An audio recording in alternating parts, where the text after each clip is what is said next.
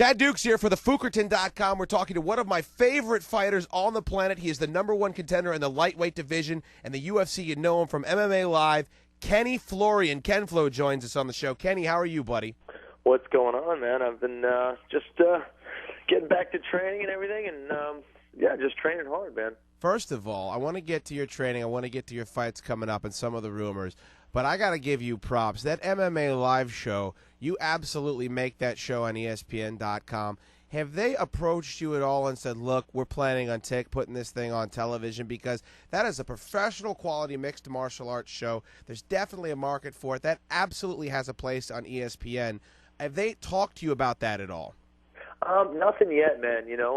Definitely I have the same sentiments that we got to get that on TV. So I'm hoping that sometime next year, man. But I have no word on that. I haven't been given any information on that yet. So I'm hoping, man. That's definitely the plan.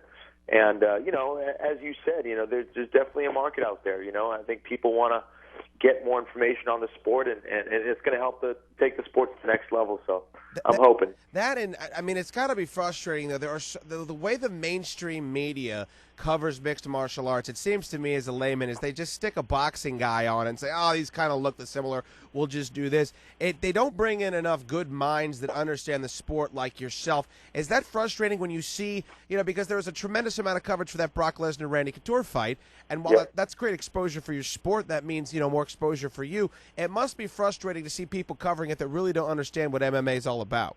Yeah, so some people, really aren't that educated on the sport yet. And as you said, I think we definitely need more guys really involved in the sport who know about the sport and can communicate that to the masses. So, again, the sport's still relatively new, and people still don't know as much about the sport as they do with other sports that have been around for a while, like football and soccer and all the other sports. So we have to make sure that we do our best to educate everybody out there on the sport. Kenny, I got to ask you, you clearly have deserved a title shot for some time. I thought you deserved it before you beat Stevenson, and you're coming off some very impressive victories. Why do you think you're having to work so hard to get another shot at the title? Nobody out there has been as impressive as you have over the past few months, and it seems to me like there's something else going on that contributed to the fact that you had to prove yourself time and time and time again. Yeah, I'm not really sure. I think part of it is, I'll tell you what, is kind of me. I really wanted to really be, without a doubt, the #1 contender, and I'm the kind of guy who wants to keep on challenging myself. So, I know I didn't have to take the fight really after Roger Huerta. I wanted to take that fight. I wanted to face one of the best guys out there, who was Joe Stevenson. He's a tough fighter, been around the game for a long time, and he's always a threat. And I really wanted to take that fight, and for me, I'm always up for a challenge, and I think some people will get a fast track to the title. Again, for me, I kind of had a quick fight at lightweight, and then all of a sudden I was fighting for the world championship shortly after against Sean Shirk. So, I did have I've experienced both a fast track to the title and now kind of a long route to the title. So both, are definitely very valuable experiences, and I feel that, although I've had 6 fights, 6 wins in a row to get to the title shot, I think it's going to help me become that much better of a fighter. Yeah, absolutely. And again, your perseverance, I think, is going to pay off. Before we get to your fight, which is going to happen with BJ, and I got a lot of questions about that and some of the politicking he's done. You got Sean Shirk, who you're clearly you were always a great fighter, and when you face Shirk, you were a good fighter, but you're on a different level now. Shirk's put together some nice wins after he lost to BJ. I'm just curious if a rematch is in the cards. With another name I'd like to throw out there that I'm sure you get all the time, Nightmare Sanchez. These are both guys that I think all MMA fans would love to see you square off against, especially with the level you're at now. What are the likelihood we'll see either or both of those in the near future? I'm really not sure on that. I would love to fight both those guys. Both those guys are phenomenal fighters. And you know what? For me, I would love to show Sean Sherk, how far I've come since that fight, and of course Diego Sanchez, and both those guys are great fighters, and I just want to keep fighting the best guys. And I think it's up to me really to go out there and win the title. And Diego's down at 155 now, it looks like, and Sean Sherk's trying to make his way back up there as well. So I'm sure I'll see one or both of those guys in the future. I just hope that I get a chance to fight for the belt first, get the belt, and then defend the title against one of those guys. So we'll see what happens, man. We're talking with Kenny Florian, who needs no introduction, on the Fukerton.com and here locally on WJFK in Washington, D.C.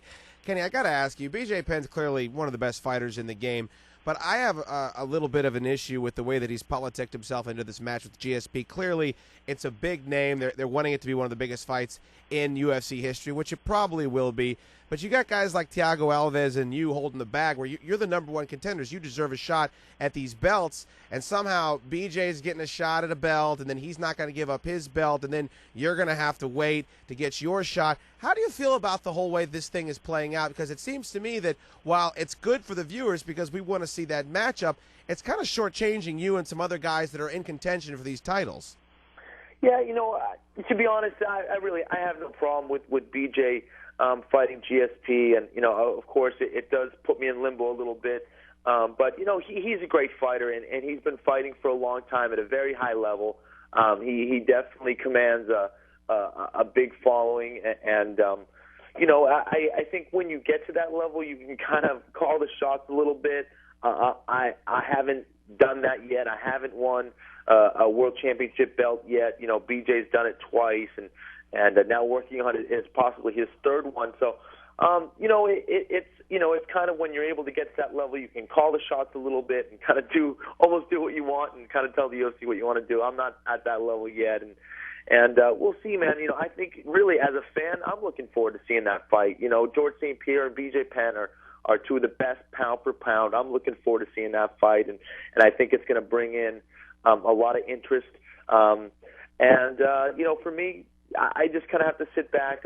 My plan is just to continue training as hard as I can and prepare for the best opponent possible, whenever and whoever that may be, and just get ready, man. We'll see what happens. I'll probably have more information on what's going to happen after January 31st when they get it on.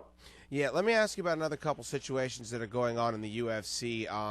You're aware of what Brock Lesnar did and the path that he took to reach the heavyweight championship, and he beat Randy Couture, so he's the champion. I got a chance to catch up with Hendo a couple weeks back, and he said that it kind of soiled the belt a little bit because the guy's only had, 2-3 fights total, and now he's the heavyweight champion.